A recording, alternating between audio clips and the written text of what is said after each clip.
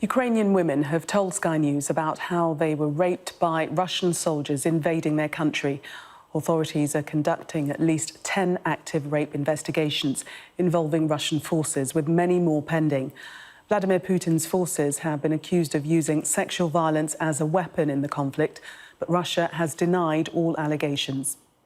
Joining me now is Kira Rudik, a Ukrainian MP and leader of the Golos party. Welcome to you. Just how widespread is this crime? Hello, thank you so much for having me. The crime of rape is indeed widespread. We have seen and we have heard about it from almost every liberated city. And there were women in both outskirts of Kiev and east of the country and south of the country. I have been to Bucha and Borodyanka right on the second day after they were liberated, and I have talked to the women who suffered sexual violence from Russian soldiers. The stories are really, really, really disturbing, and they cannot leave you alone for a while. Like a woman who was raped in front of her 9-year-old child, and she begged them to let her hide the child, hide her son, but they did not let her because the apartment was too small. A woman that was raped by 3 Russian soldiers, and one of them was coming back for all the 55 days of occupation, telling her that he loves her and he will take her to Russia, and raping her almost every single day. A woman that was raped because they came in for her youngest sister, and she stepped up and said, "Take me." Because Russian soldiers were fancying themselves on how young were the girls that they were able to rape. And we have evidence of that. We have their phone calls where they are discussing it. So the atrocities, the terrible things that happen, they leave the scars that cannot be removed. They leave the wounds that I don't even imagine how they can be actually cured. So right now, when the time passed a little bit, we hear more and more statements from the women who decided to step forward. As politicians, and as women, we are saying, please tell us about what happened, so we can talk and teach the women who are under occupation right now of how to behave to protect themselves. And you know what these women are answering us? To arm yourself is the only way to protect yourself. And you know, it was one of the reasons why I had to bear arms and train myself when Kiev was almost under occupation, because I know we have been at war with Russia for 8 years. I know what happens to women at the places where Russian soldiers come. We know it very well. And nobody ever wants this to happen to them or to actually to anybody, because this is so terrible. Because at the time when you were still in the war, under occupation, you've been harassed and you've been raped. It's just something that should not be happening to people in 21st century. It should not be happening to my women. Truly horrendous, the stories you speak of, and distressing.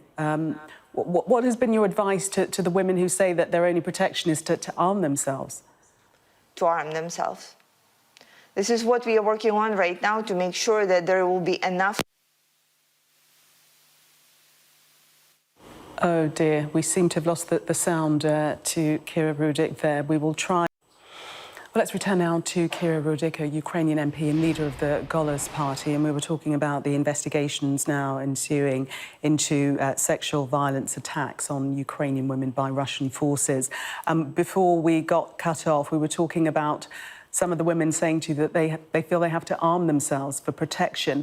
Is that something that you would advise? Well, this is something that we are delivering to the temporary occupied territories. More weapons and more support, because honestly, there is no way to protect women who are there rather than either evacuate them from there or to get them the arms so they can fight. And this is why the flow of the weapons into Ukraine is so important. And this is why we are so grateful for all the international support to make sure that we have enough guns, enough rifles for everybody who wants to protect themselves, especially the ones closer to the front, especially the ones who can face all these atrocities like rape, like sexual violence, everything else. Russia has denied all of the allegations, but do you believe that these attacks are state-sanctioned? We do believe that they are state-sanctioned because they happened everywhere. They happened on each and every territory that was under Russian occupation. And honestly, we have been at war with Russia for 8 years. We know how they act, and we know that they don't act on their own behalf. This is why right now we are in the process of gathering evidence, making sure that every single woman is stepping forward and we can have the information about who did what so we can prosecute these people. We understand that it will be incredibly hard to get them to the International Tribunal. But we also remember how Israel acted after the Second World War. And there are enough of special forces who want to take on this particular duty, make sure that every rapist, every single person who committed the atrocities in Bucha, Borodyanka, and everywhere else will be held into account. Are you confident that you will be able to trace the perpetrators and ultimately that they will actually face justice? Yes, we already have traced them of their phone numbers and the geolocation. So they were using roaming when they were in Ukraine, and this is why we were able to locate them.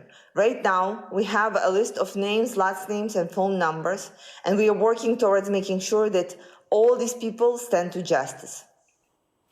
You were talking before about the stories coming from the women that you've been dealing with, and some of those have been left pregnant. Is that right?